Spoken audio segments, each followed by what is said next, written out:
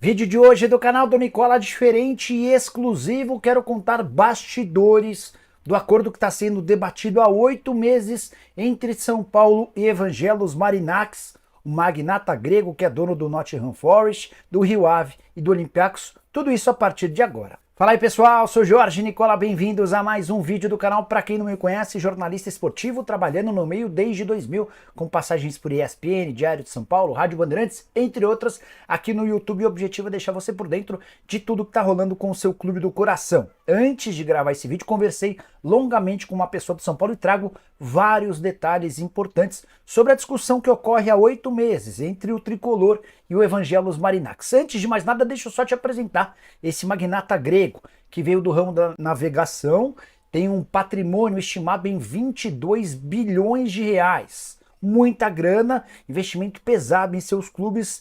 É também, ou basicamente por causa dele, que o Nottingham Forest, que estava na segunda divisão há quase 2 décadas, subiu para a Premier League e hoje é um dos times que lideram a competição, está no G5. Esse cara também transformou o Olympiacos no grande papa-títulos do futebol grego. No Rio Ave, em Portugal, a coisa ainda não andou. O Marinakis havia decidido, coisa de alguns meses atrás, comprar um time no Brasil. Dei essa informação com exclusividade aqui no canal. Depois contei também que havia tratativas com o Vasco, a notícia se confirmou e inclusive o torcedor vascaíno super engajado fez com que o Marinakis e o filho dele, que o acompanha nos times de futebol, chegassem até a dar algumas letrinhas de que a negociação com o Vasco acontecia. Mas por trás das tratativas entre Vasco e Marinakis existe uma negociação antiga e muito mais próxima de acontecer com o São Paulo. Tudo começa quando o Marinakis vem 8 meses atrás para a cidade de São Paulo e se reúne com o presidente do São Paulo, Júlio Casares. Naquele momento, São Paulo mostra ao Marinakis a intenção de buscar um parceiro para as categorias de base. E o Marinakis informa ao Júlio Casares que tinha a intenção de ter um clube no Brasil. São Paulo descarta por completo qualquer chance de transformação do clube em SAF. Isso não vai acontecer, mas essa parceria na base está em estágio avançado e o contrato pode ser assinado nos próximos dias. Esse contrato ainda não tem um período de duração, mas o mais natural é que o vínculo tenha pelo menos 10 anos. Detalhe importante, o Marinakis já se comprometeu a fazer um investimento superior, por exemplo, naquele que foi fechado nas compras do Cruzeiro pelo Ronaldo Fenômeno e do Botafogo pelo John Textor, na oportunidade, 400 milhões de reais.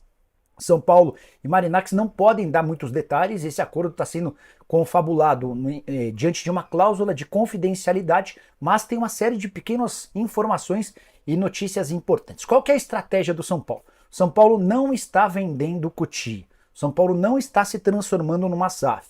São Paulo está fechando com um parceiro comercial de bastante dinheiro para ser o principal clube comprador de atletas na categoria de base. Sub-12, sub-15, sub-17, sub-20, apareceu uma joia no Brasil ou na América do Sul e o São Paulo pretende ser o principal comprador com a ajuda, obviamente, do Evangelos Marinakis. Tem até outra informação importante que cabe dentro desse contexto que eu estou apresentando.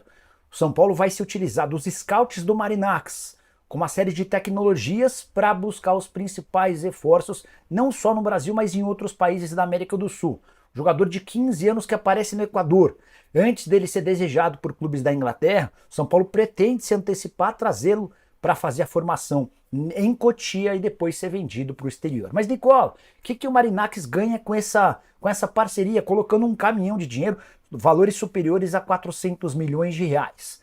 A ideia do Marinakis é ter um percentual na venda de todos os atletas formados na base do São Paulo, inclusive aqueles que já estão em Cotia antes da chegada do Marinakis.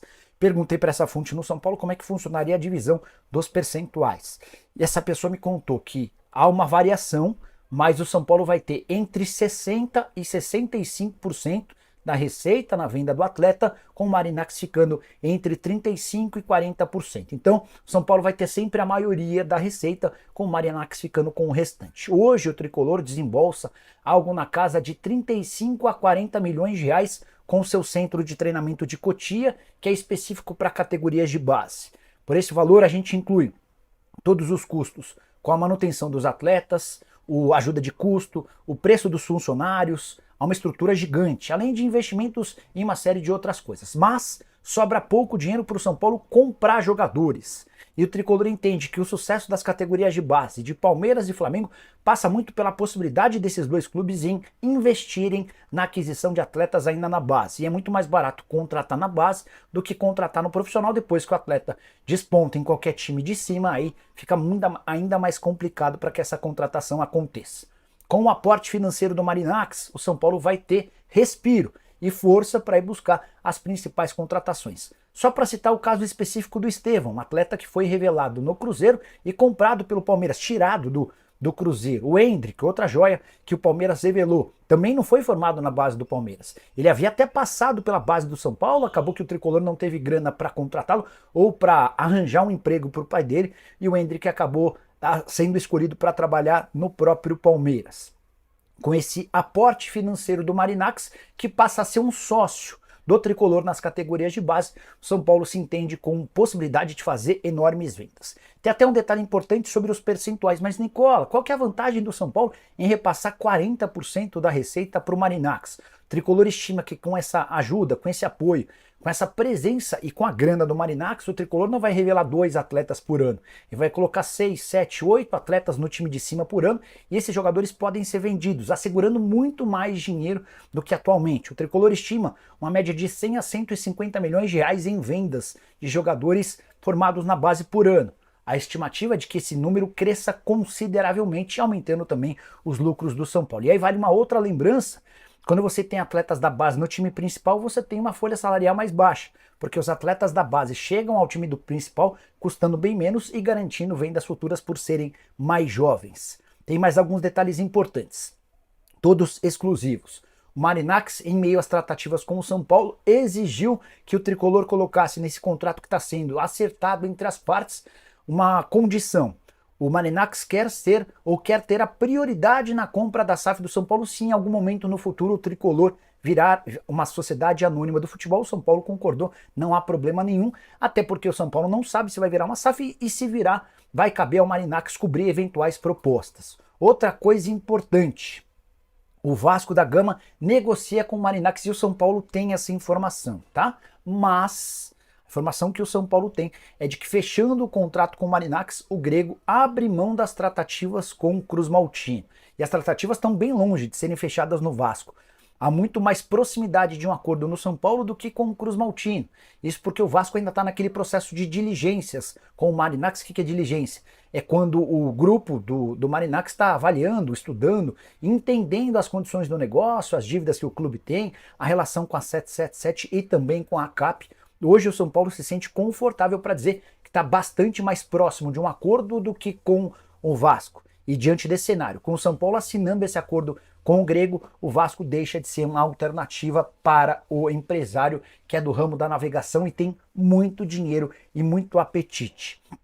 Edu Gaspar não pode participar nesse momento das negociações, até porque o Edu Gaspar cumpre um aviso prévio pela saída dele no Arsenal, mas o Edu Gaspar, a partir de fevereiro, está ativo nas tratativas e eventualmente na conclusão desse acordo, que não deve demorar muito tempo. Eu senti bastante otimismo no São Paulo em relação à possibilidade de o Marinacx se tornar esse sócio nas categorias de base. Tem mais uma grande vantagem pro Tricolor nas tratativas com o Evangelos Marinacx. Se esse acordo for fechado, e com os olhos voltados todos para a base, São Paulo também pode se beneficiar no time principal. Isso porque há a previsão de uma colaboração mútua do São Paulo com os outros 3 clubes do Marinacx. Pintou um jogador importante no Rio Ave, que não vai ser utilizado nem no Nottingham Forest, nem no Olympiacos. O São Paulo pode acabar contratando esse atleta. Troca de profissionais também vão acontecer entre esses 4 clubes. O São Paulo não seria mais um time do grupo do Marinacx, mas seria um co-irmão, seria alguém bem parceiro para troca de experiências, para contratação de jogadores, para utilização de atletas, alguém que no Olympiacos não tem performado. O São Paulo tem interesse, o São Paulo pode ir lá buscar com facilidade essa contratação para o time principal. Eu estou falando inclusive aí no time de cima e não mais nas categorias de base. Evangelos Marinacx, que se tornou o xodó, o queridinho do torcedor vascaíno, até por conta do seu arrojo, da sua vontade em fazer os seus times serem extremamente competitivos. Antes de completar, deixa eu só contar o que eu perguntei para essa minha fonte a respeito de prazo. Quando é que o São Paulo imagina ser capaz de ter tudo completado se as coisas continuarem saindo bem? Essa pessoa me contou que recentemente o Júlio Casares esteve em Londres para mais uma reunião com o Marinacci, mas aí na verdade foi mais do que uma, porque eles se encontraram por 3 dias consecutivos e acertaram basicamente vários outros pontos que estavam pendentes. Então, São Paulo entende que está perto da conclusão desse acordo nos próximos dias, talvez não nesse final de ano por conta dessa questão envolvendo festas de fim de ano, mas no início da próxima temporada, talvez tudo já esteja sacramentado para que Evangelos Marinacci se torne o investidor que o São Paulo buscava. E o Tricolor, em vez de ter vários parceiros como empresários ou parceria com outros clubes, o São Paulo na base vai ter o magnata grego como o cara que vai colocar dinheiro e vai ser participante no lucro dos atletas vendidos. Curtiu o vídeo? Não esquece de deixar like, se inscrever no canal, compartilhe também esse conteúdo, beleza? Então tá aí, né, torcedor São Paulino, eu quero a sua opinião sobre Marinacci no São Paulo, né, investindo aí na base do nosso tricolor paulista, o que pode mudar na vida do São Paulo, né, na temporada de 2025, né, o São Paulo investindo na base, né, com essa grana toda aí, São Paulo pode buscar muitos jovens, promessas em outros clubes, trazer para a Cotia para revelar ótimos jogadores para a equipe principal. Será que isso aí é uma boa vantagem para o São Paulo? Será que também seria ideal o São Paulo ser o único clube aqui no Brasil a fechar acordo, né? Como o São Paulo já bateu o pé com o Marinacci falando que não iria aceitar, né, ele negociar com o São Paulo e também com o Vasco ao mesmo tempo, né? Mesmo fazendo um acordo para a base no São Paulo e time principal no Vasco. Né, meio complicada essa história. O São Paulo não quer dessa forma, quer ser prioridade com o time de Marinacci. Então vamos ver, né, como que vai ocorrer essas negociações aí daqui para frente. E eu quero a sua opinião, o seu like e o compartilhamento aí também nesse vídeo. Valeu!